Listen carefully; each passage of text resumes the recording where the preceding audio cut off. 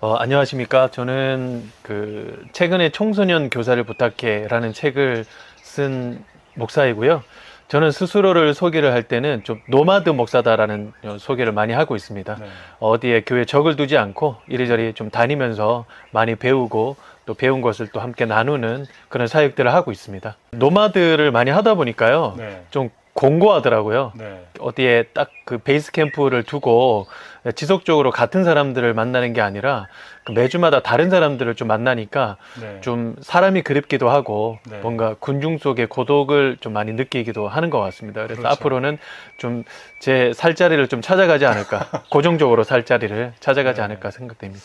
어, 청소년기 때부터 제가 일기장을 많이 좀 들고 다녔던 것 같아요. 그래서 네. 저녁마다 그냥 형식적으로 쓰는 일기장이 아니라 그 제목은 다이어리지만 뭐 교실에서도 뭐 가끔씩 뭐 쉬는 시간에서도 뭐 소풍을 갔을 때도 뭔가 단상이 떠오르거나 인사이트가 떠오르면 그 인사이트를 중심으로 해서 계속해서 좀 글을 써나갔던 것 같습니다. 그러니까 학창 시절부터요. 맞습니다. 네. 그러다 보니까 사역을 하는 중에서도 그냥 어떤 일을 하고 행사를 마치고 마무리를 짓는 것이 아니라 뭔가 좀 교훈을 남기고 싶더라고요. 어떤 누군가에게 이야기를 하고 싶은 그런 교훈이 아니라 제 스스로 지난 시간들을 좀 정리를 하고 제 스스로 똑같은 실수라든지 이런 것들을 반복을 하지 않도록 이 글을 계속 정렬해서 이렇게 쓰다 보니까 이게 나중에는 이 하나의 어떤 저만의 철학이 되기도 하고요.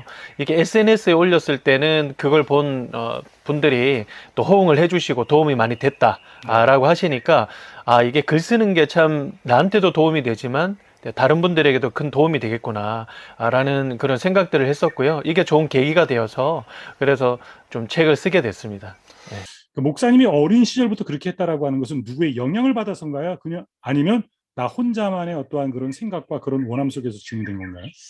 그 누구에게 영향을 받았다라고 하기보다는 이게 청소년기 때부터 이 인생에 대해서 깊은 고민들을 많이 하잖아요.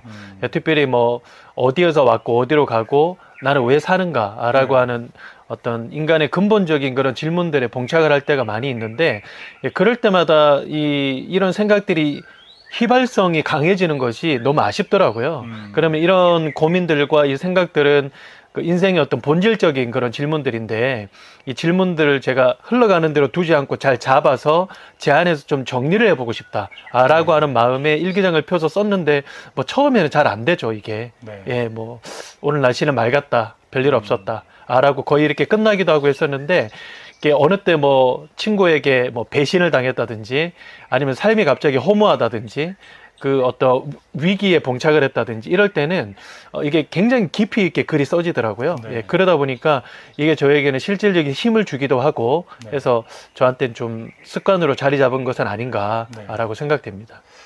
그렇게 일상적인 글쓰기를 그래도 좀 어린 시절부터 써왔었고 네네. 이제 성인이 되고 사역자가 돼서 이제 책 쓰기라고 하는 작가로서의 글쓰기를 하고 계신데 일상의 글쓰기와 책 쓰기로서의 글쓰기에 어떤 차이가 있다고 한다면 어떤 차이가 있을까요?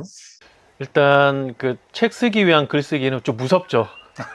예, 이게 이제 뭐 그 사람들이 돈을 쓰고 사시는 거니까 그렇죠. 이게 어떻게 보면 시장에 나가는 거 아닙니까? 그렇죠. 예, 그러다 보니까 이 글을 쓰는 것 자체가 일상적인 글을 쓸 때는 굉장히 좀 저를 많이 돌아보기도 하고 그리고 어떤 그 독자를 전혀 뭐 생각하거나 염두에 두지 않는데 이 책을 쓰는 거는 가능한 한 이 독자분들에게 도움이 되어야 되다 보니까 굉장히 고민들을 많이 하게 되고 그렇죠. 또 시장 조사를 또 많이 하게 되고 그리고 읽었을 때 이분들이 이게 과연 도움이 될까라는 그런 생각들을 많이 하기 때문에 부담감이라든지 뭐 이런 부분은 뭐 상상할 수 없을 만큼 차이가 큰 것 같습니다. 네.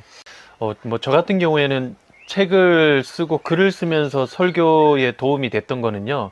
단어 선택에 있어서 굉장히 좀 심도 깊게 고민을 많이 하게 됐다. 예전에 책 쓰기 전보다. 네, 예, 맞습니다. 네. 그래서 책을 쓰기 전에는 설교를 할 때는 그냥 이게 그냥 뉘앙스가 좀 맞다라고 생각이 되면 그 단어를 그대로 썼는데요. 그 책을 쓰고 나서 설교문을 쓸 때는 이 단어 선택이 이게 가장 최선일까? 이게 가장 잘 표현을 하는 것일까? 라고 좀 고민을 많이 하게 됐고, 왜 그런 고민을 하게 되셨을까요?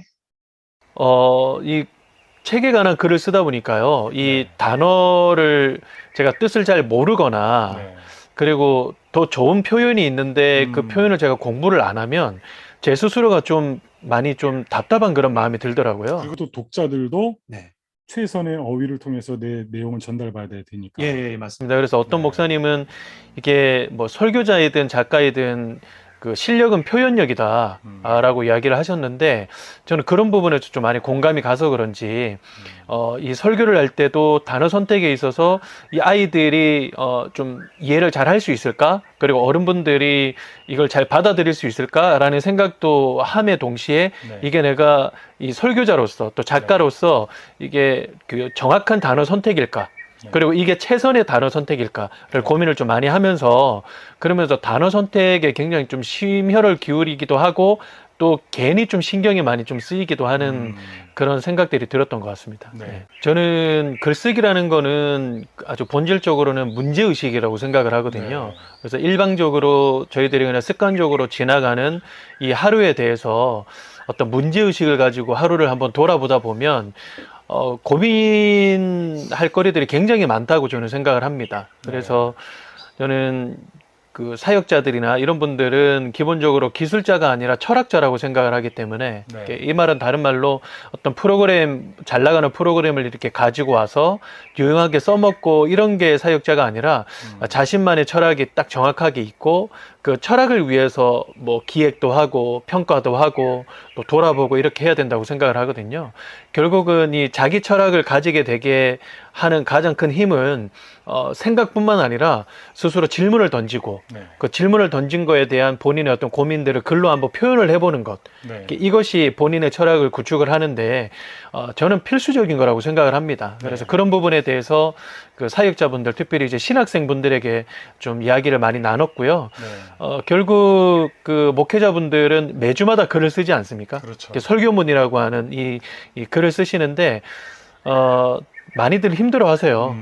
이게 뭐 이렇게 사람의 어떤 생각이 아니라 이게 하나님의 말씀을 또 전하는 거다 보니까 네. 그렇지만 모든 그 작가들이 그렇듯이 이 설교자로서도 그냥 성경을 읽어 나갈 뿐만 아니라 본인의 어떤 문제의식 네. 그리고 질문을 던지면서 내가 이 컨텐츠를 놓고 그리고 이 텍스트를 놓고 나는 어떻게 살아가야 될 것인가 그리고 우리들은 어디 정도에 있는가 네. 그리고 앞으로 우리가 이 텍스트를 실천을 옮기기 위해서는 우리는 어떻게 해야 되는가 끊임없이 질문을 던지고 그에 대한 글을 써내면 네. 설교가 훨씬 더 좀 힘이 있고 실제적으로 갈 수 있지 않을까라고 생각이 됩니다. 예. 저 같은 경우에는 이 청소년 아이들을 섬기면서 가장 좀 유익을 얻었던 것 중에 하나가 마음으로 드리는 예배라고 하는 하나의 포맷이 있어요. 네. 그게 뭐냐면 이제 학생들은 주로 일방적으로 앉아 있고 일방적으로 듣고 또 일방적으로 가르침을 받고 집으로 돌아가잖아요. 네. 결국 본인의 피드백을 하고 뭔가 표현을 해야만 남는 것이라고 생각을 하기 때문에 마음으로 드린 예배라는 시간을 딱 마련을 했는데요. 그게 뭐냐면 이제 설교 후에 한 5분가량의 시간을 마련을 합니다. 네. 그러면 이 분위기를 딱 조성을 해주고 음악을 깔아주고 이렇게 학생들에게 종이를 한 장씩 다 나눠주거든요. 네. 그러면 이 말씀을 들으면서 본인의 어떤 깨달음, 어떤 결단들, 회개, 그리고 기도문 형식으로 이제 5분 동안 본인이 글을 써내려가는 거예요. 네. 전 학생들이 모두 다 글을 써내려가는 것이죠. 글을 써내려가서 이제 헌금과 함께 그 종이를 같이 냅니다. 네. 그럼 그거를 다 모아가지고 거기에서 굉장히 고백적이다 라고 하는 그런 내용을 한 5가지로 이렇게 이게 빼가지고요. 네. 그거를 다음 주일날 이 청소년 아이들이 모여가지고 예배를 시작을 할 때 네. 그때 그 지난주 아이들이 썼던 그 내용 중에 선정된 5가지를 PPT로 쫙 보여주는 거예요. 네. 보여주고 내리고 보여주고 내리고 이렇게 하니까요. 뽑혔던 학생들은 굉장히 관심을 가지고 보게 되고 안 뽑혔던 아이들도 야 저렇게 고백을 할 수 있구나 저렇게 글을 쓸 수 있구나 표현할 수 있구나 네. 라고 하는 자극제도 되고 아 맞아 내가 저 생각도 했었어 라고 하는 그런 생각 때문에 굉장히 많이 좀 유익을 얻었었습니다. 네. 그래서 이게 나중에는 정착이 어느 정도 돼서요 1년이 딱 지나잖아요. 네. 그러면 소책자로 이 아이들 거를 만들어 가지고 네. 아이들에게 전해주기도 하고 이거를 3년 동안 모아두고 네. 얘네들이 이제 뭐 윗부서라든지 아니면 청년부로 올라갈 때 그 보통은 이제 그 그 졸업을 할 때 졸업 선물을 주잖아요. 근데 네네. 그때마다 어떤 거를 줘야 될까 굉장히 고민들을 많이 하거든요. 그러면 최종적으로 수렴되는 게 뭐 문화상품권, 네. 그리고 뭐 성경책 이런 걸 주는데, 문화상품권은 그냥 평타이고 성경책은 굉장히 싫어합니다, 애들이. 네. 예. 근데 이제 이런 거를 1년 동안 묶어서 이렇게 주다 보니까 네. 이게 시간이 압축이 된 거잖아요. 그러니까 아이들이 굉장히 의미가 있고 또 그렇죠. 비교가 됩니다. 어떤 아이는 굉장히 두껍고 어떤 아이는 굉장히 좀 비굴할 정도로 이렇게 얇거든요. 그러면서 없는 아이도 있는 거 아니에요, 혹시? 없는 아이도 있습니다. 네. 예. 그래서 없는 아이들은 모르겠고, 이제 얇은 아이들은 두꺼운 아이들을 보면서, 아, 저게 시간이 저렇게 쌓이면서 차이가 날 수 있구나. 네. 아, 라고 하나의 어떤 깨달음들. 그쵸, 어떤 이런 메시지가 것들. 있네요. 그거 예, 예. 자체가. 그리고 이 쌓였던 것이 아이들을 그대로 들고 올라가면 한 번씩은 읽을 거 아니겠습니까? 네. 그러면 그게 또 도움이 되고. 네. 그래서 그거를 굉장히 많이 활용을 했던 기억이 네. 있습니다. 일단 그 올해 한 11월 정도에는 그 청소년들을 대상으로 한 그 네. 묵상집이 한 권이 좀 나올 예정이고요. 네. 지금 거의 원고는 거의 다 썼지만 계속해서 좀 탈고해 나가는 그런 네. 과정들을 좀 계속 좀 지속을 할 것 같고요.